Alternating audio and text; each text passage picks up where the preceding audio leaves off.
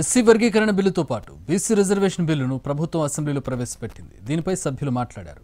BC రిజర్వేషన్లపై కేంద్రంపై ఒత్తిడి తేవాలని సీఎం అన్నారు. బీసీ బిల్లుకు బీఆర్ఎస్ మద్దతు తెలిపింది. సబ్ ప్లాన్ కూడా అమలు చేయాలని ప్రతిపక్ష పార్టీ డిమాండ్ చేసింది.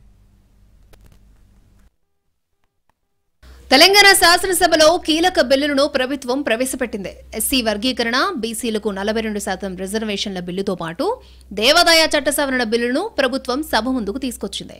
ఎస్సీ వర్గీకరణ బిల్లును మంత్రి దామోదర రాజనరసింహ, బీసీ రిజర్వేషన్ల బిల్లును మంత్రి పొన్నం ప్రభాకర్ సభలో ప్రవేశపెట్టారు. దేవాదాయ చట్ట సవరణ బిల్లును మంత్రి కొండా సురేఖ శాసనసభ ముందుకు తీసుకొచ్చారు. ఆ తర్వాత వీటిపై పలువురు సభ్యులు మాట్లాడారు. బీసీలకు రాజకీయాల్లో, విద్య, ఉద్యోగాల్లో 42% రిజర్వేషన్ ఇవ్వాలని బిల్లు తెచ్చామన్నారు సీఎం రేవంత్ రెడ్డి. ఈ బిల్లును పార్లమెంట్లో ప్రవేశపెట్టి ఆమోదం పొందేలా కేంద్రంపై ఒత్తిడి తేవాలన్నారు.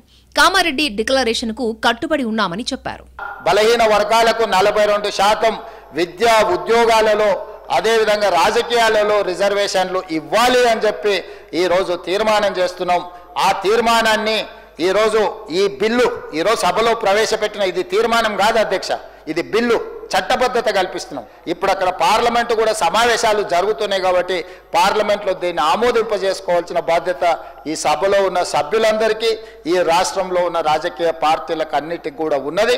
తప్పకుండా దీన్ని సాధించుకునే వరకు దీన్ని విశ్రమించేది లేదు. అసెంబ్లీలో ప్రవేశపెట్టిన బీసీ రిజర్వేషన్ బిల్లుకు బీఆర్ఎస్ మద్దతు తెలిపింది. ప్రభుత్వానికి చిత్తశుద్దుంటే ప్రభుత్వ కాంట్రాక్టుల్లో బీసీలకు 42% రిజర్వేషన్ కల్పిస్తూ బిల్లులో చేర్చాలని, సబ్ ప్లాన్ కూడా అమలు చేయాలని హరీష్ రావు డిమాండ్ చేశారు. 42% ప్రభుత్వ కాంట్రాక్టులలో బీసీలకు రిజర్వేషన్ చేస్తూ ఈ బిల్లులో చేర్చండి.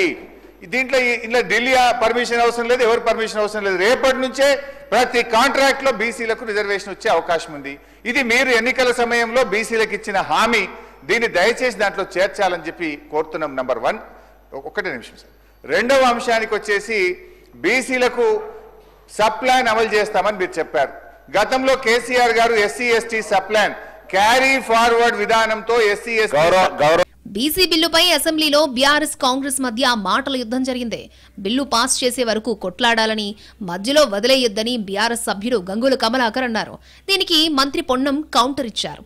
బీఆర్ఎస్ లాగా మధ్యలో ఏదీ వదిలేయలేదని, బిల్లు అమలు చేసే వరకు కేంద్రం దగ్గర కూర్చుంటామని పొన్నం ప్రభాకర్ అన్నారు.